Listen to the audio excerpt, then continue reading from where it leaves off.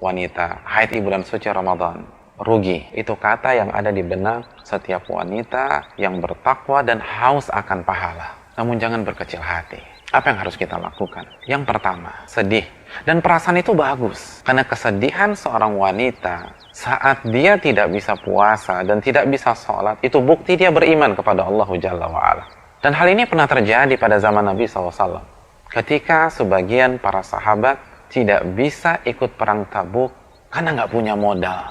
Allah berfirman menjelaskan tentang kejadian pada hari itu. Nabi mengatakan, mohon maaf para sahabatku, aku tidak punya biaya untuk memberangkatkan kalian. Mereka pulang dalam kondisi menangis karena mereka tidak punya biaya untuk berangkat perang, untuk berangkat berjihad di jalan Allah Subhanahu wa taala.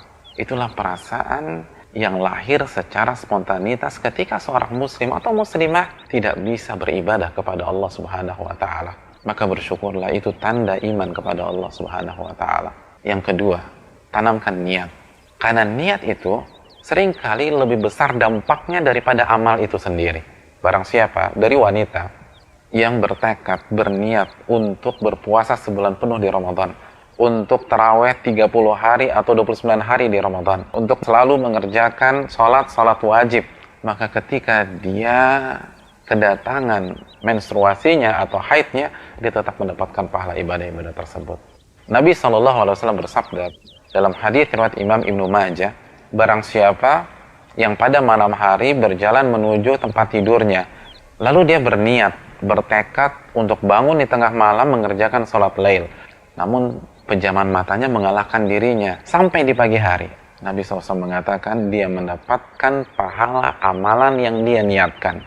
Tidurnya, kata Rasul SAW, merupakan sedekah yang Rabb-nya berikan kepada dia. Yang ketiga, sesegera mungkin beralih ke amalan-amalan yang lain. Inilah saran dari Nabi SAW. Dalam hadis riwayat Imam Muslim, ada sebagian orang-orang miskin yang curhat ke Rasulullah SAW.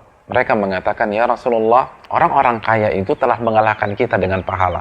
Mereka sholat sebagaimana kami sholat. Mereka berpuasa sebagaimana kami orang miskin berpuasa. Namun mereka bisa bersedekah dengan kelebihan harta mereka. Sedangkan kita nggak bisa bersedekah karena kita orang miskin. Nabi mengatakan, bukankah Allah sudah membuka kesempatan-kesempatan lain agar kalian juga bisa bersedekah? Sesungguhnya setiap tasbih itu sedekah. Dan setiap takbir itu sedekah. Dan setiap tahmid adalah sedekah. Dan melakukan amar ma'ruf itu sedekah. Dan mencegah kemungkaran itu sedekah. Dan ketika Anda berhubungan dengan istri Anda dengan niat melampiaskan syahwat di jalan yang halal, itu pun juga sedekah.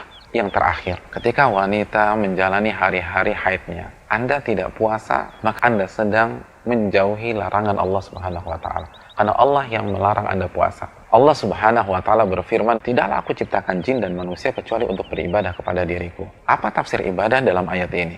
Al-Imam Mujahid menjelaskan, jadi ibadah itu mengerjakan perintah dan menjauhi larangan. Oleh karena itu, wanita yang haid pada saat dia tidak berpuasa, dia tidak sholat, dia sedang beribadah kepada Allah. Maka isi hari-hari tersebut adalah pahala, pahala, pahala.